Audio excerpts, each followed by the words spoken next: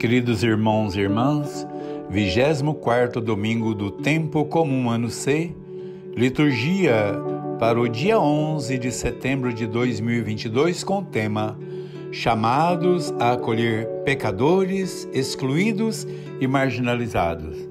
Queridos irmãos, me ajudem a fazer com que este canal, estas reflexões, possa alcançar muito mais pessoas, comunidades e famílias, se inscrevendo neste canal, compartilhando com outras pessoas e dando o joinha. Primeira leitura de Êxodo, capítulo 32, versículo de 7 a 11 e versículo de 13 a 14. Moisés vê a ira de Deus inflamar contra o povo que abraça a corrupção. Fazem um bezerro de metal, prostam e oferecem sacrifício. Moisés intercede pelo povo e faz Deus lembrar da promessa feita a Abraão, a Isaque e a Israel, e o seu Senhor desiste da destruição.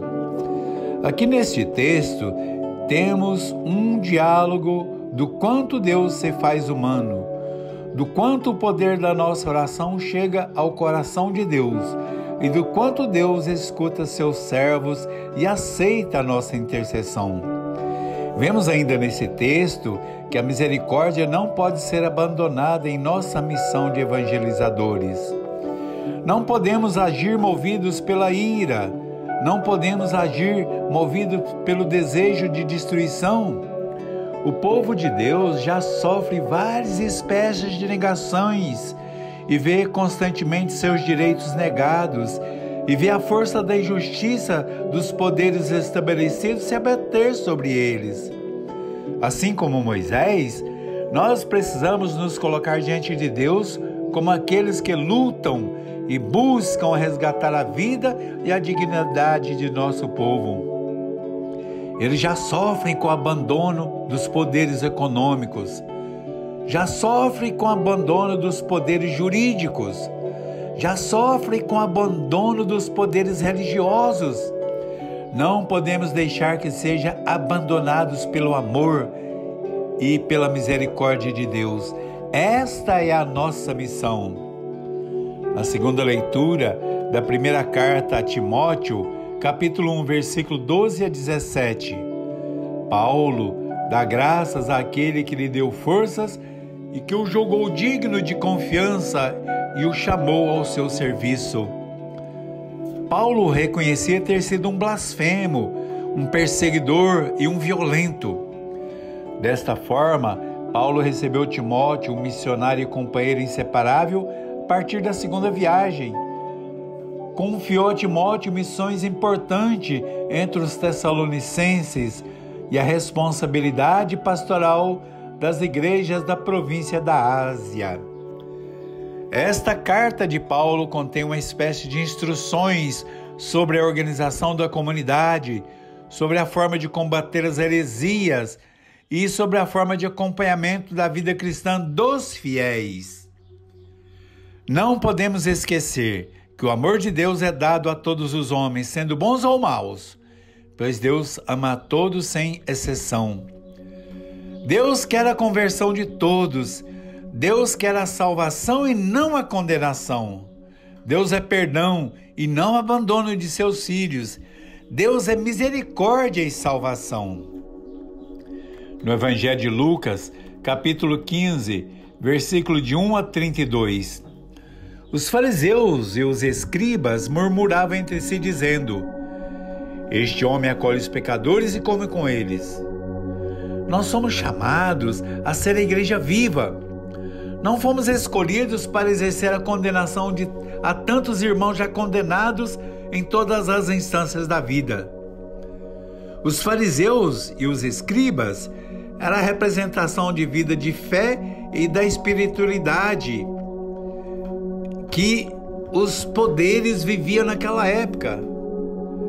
Mas os fariseus e os escribas esqueciam o centro de sua missão, de proteger e de orientar no caminho a seguir, e passaram a condenar todas as atitudes de resgate das ovelhas que estava fora do caminho por eles pregada. Para eles, os pecadores não mereciam perdão, não mereciam misericórdia, não mereciam participar do banquete. Jesus nos orienta que nossa missão é de ir sempre atrás das ovelhas desgarradas ou perdidas e ajudar na orientação e direção a seguir. Jesus nos revela na parábola do filho pródigo que o verdadeiro pai nunca abandona o filho, por mais que tenha errado e por mais que tenha buscado destruir os bens do pai. Ao acolher o filho, Jesus nos ensina que a acolhida e o perdão supera o poder que os bens possam nos dar. A acolhida e o perdão refaz a comunhão da família na comunidade e com Deus. A acolhida e o perdão reconstrói a vida e devolve a dignidade do filho e do pai.